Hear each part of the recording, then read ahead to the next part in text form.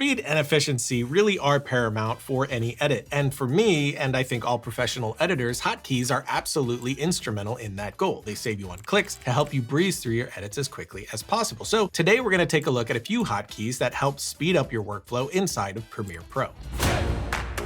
First, I will say hotkeys are very subjective. It's going to be different with each person. They are almost like fingerprints for editors. No two are the same, and today we're going to be looking at my fingerprints. So let's open our keyboard shortcuts by going to Edit and tap Keyboard Shortcuts. Here you're going to find your current keyboard layout. You can keep this as is, but I do like to customize it to fit my style of editing, and a major part of that for me is to keep my most often used keys on the left side of my keyboard. I do this so my left hand can mostly stay in the same area on the keyboard without the need of me reaching across that keyboard or letting go of my mouse. And though that may sound trivial, at the end of a work week, this genuinely saves you a ton of time. Starting at the top, normally people use JKL for the shuttle left, stop, and right, but as that's probably my most used keys, I place mine on 1, 2, and 3 respectively. Then on the left and right of that, I have my mark in point on the tilde key just left of the 1 and mark out on 4. So now, as I'm making selects, I have my hand centered here and can very quickly move through takes and pull the sections I need. Jumping down a row, I have my next most used, which is to step back and forward 1 frame, which I placed on Q and W. This lets me move in frames for precise editing. And when I'm ready to make a cut on a clip in the timeline, I can use Add Edit, which I placed on the E key. So again, my fingers resting on the 1, 2, 3 as home, I can very quickly move through the clip, then use frame stepping to refine my cut point and tap E to make that cut. And since my playhead is set to select the clips that it's over, this makes moving through an edit like this crazy fast. But if your playhead isn't automatically selecting your clips like this, go up to Sequence and tap Selection follows Playhead. If it's still not selecting your clip, then make sure you toggle on the video or audio track where the clips you're wanting to cut are. But now on the next row, I have the Selection tool on A,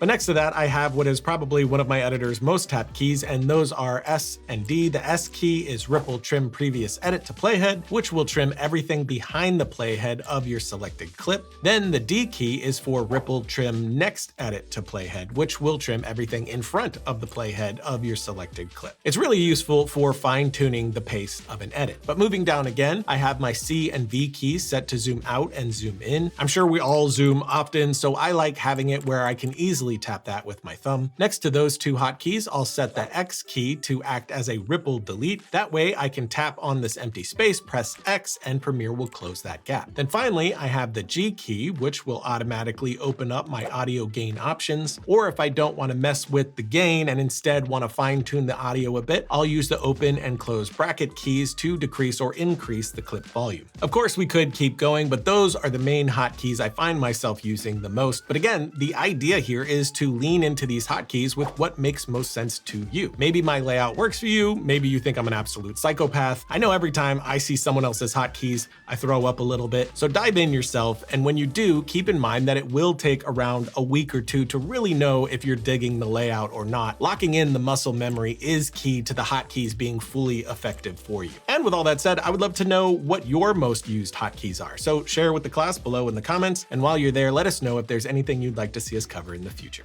And subscribe to the channel for more tutorials and updates like this one, because the alternative is not subscribing, and I don't like that.